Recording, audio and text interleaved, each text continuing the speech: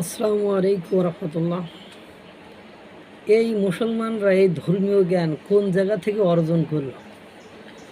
পড়াশোনা করে তো অর্জন করা সম্ভব নয়, কারণ আমাদের ধর্মীয় শিক্ষায় এই বর্বরতা, এই নিষ্ঠুরতার কোথাও তো পাত্তা নেই, আশ্রয় নেই।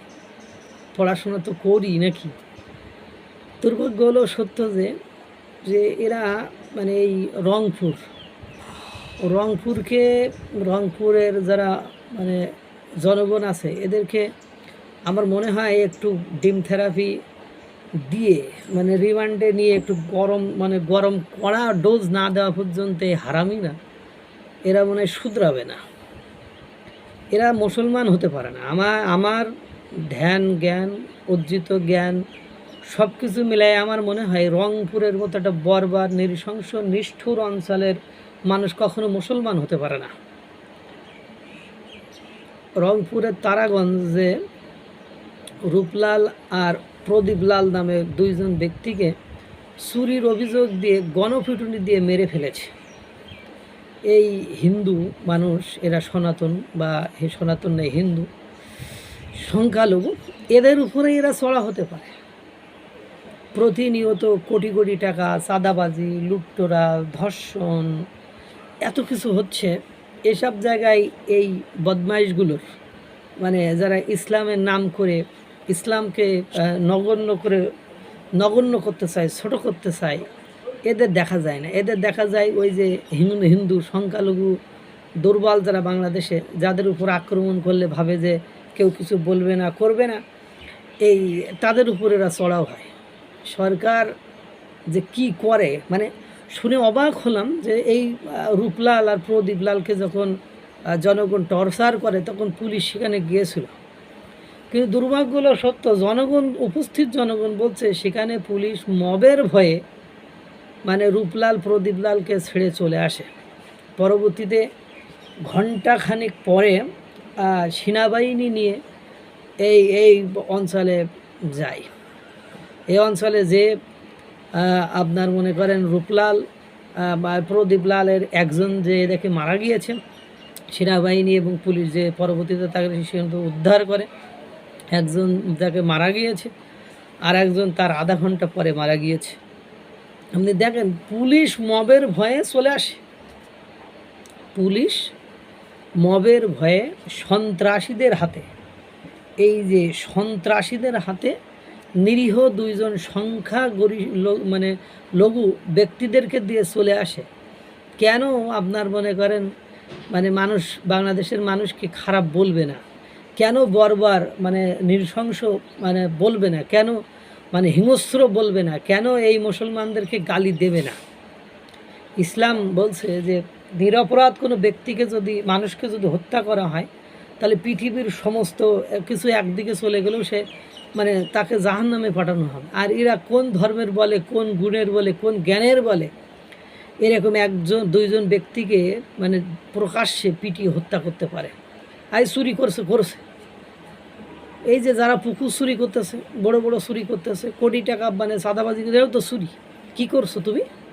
তোমার এই অধিকার আল্লাহ তোমাকে দিয়েছে। আল্লাহ বলছে যে যদি কেউ চুরি করে তাকে তুমি কি করো, তার সে যদি প্রমাণিত হয় তাহলে তার হাত কেটে দাও।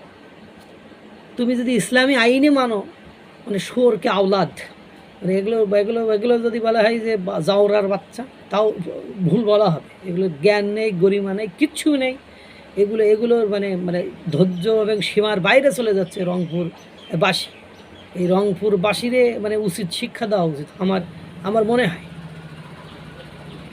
চুরি যদি কেউ করে, কেউ যদি ইসলাম মানে, তারপরেও বিধান কি? তার হাত কেটে দেওয়া। তুই বেটা ফাজিল বংশের, তোরা বেটা রংপুর ছোট লোকের জাত, মঙ্গা অঞ্চলের জাত, তোরা হইল মনে কর এই ধরনের কর্মকাণ্ড করিস কেন? এভাবে হত্যা করার অধিকার তোর কোন বিধানে, কোন আইনে? বাংলাদেশের সংবিধানে, বাংলাদেশের আইনে নেই। ইসলামের সংবিধান, ইসলামের বিধান, ইসলামের সনদ, ইসলামের শরিয়া, কোনো জায়গায় তো এই ধরনের বিধান নেই। এই অঞ্চলে কি কোনো সুস্থ এবং সুন্দর মানসিকতার লোক বাস করে না? একটা মানুষ, একটা চোর বা কাউকে ধরলে মব যখন হয় তখন সেখানে হাজার হাজার লোক উপস্থিত থাকে। এই হাজার হাজার লোকের মধ্যে ওই চেয়ারম্যান আর ওই মুরগি চোর চেয়ারম্যান, এই অঞ্চলের চেয়ারম্যানের মুরগি চোর, এই মেম্বার হলো মানে মানে বাটপার এই অঞ্চলে, যে এগুলোর মানে আইন সালিশ বিচার ব্যবস্থা সম্পর্কে এগুলোর সব মানে কারাগারে ঢুকে ডিম থেরাপি দিলে তারপরে যদি শুধরায়। মানে এই এই ধরনের বর্বরতা নৃশংসতা আর কতকাল মানুষ দেখবে? কিছুদিন আগে গঙ্গাচড়াই ওই রকম মনে করেন বর্বরতা চালিয়েছে। আরে পাশে বিশাল বসে মানে খাওয়া হয় না, মানে ছোটো লোকের বংশধর রংপুরের মানে কিছু মানুষ, সব মানুষকে বলা যাবে না, কিছু মানুষ এই অঞ্চলের মানে মাইকে ঘোষণা দিয়ে বর্বরতা চালায়। কী ধর্ম প্রচার! বেটা তো ধর্ম এই শিক্ষা দিয়েছে? তো ইসলাম ধর্ম কখনো মানুষকে এই ধরনের শিক্ষা দেয়নি। প্রশাসনের আর কি বলবো, বলার মানে কোনো ভাষা নেই।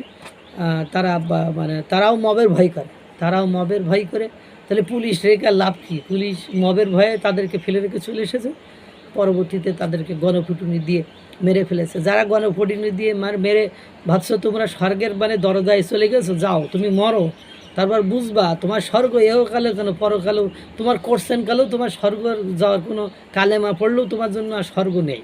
কারণ মানুষ হত্যাকারী ব্যক্তিকে কখনো আল্লাহ তাআলা জান্নাতে দেবে না। কোরআনে এমন একটা বলছে যে কোনো মুসলিমকে কেউ হত্যা করে, মানে কোনো মুসলিম যদি হত্যা করে তাহলে পৃথিবীর সকল মানে ফেরেশতা, পৃথিবীর সকল মানুষ যদি তার জন্য সুপারিশ করে, তারপরেও তাকে আমার মানে জাহান্নামে দিতে আমার একবারও বুক কাঁপবে না।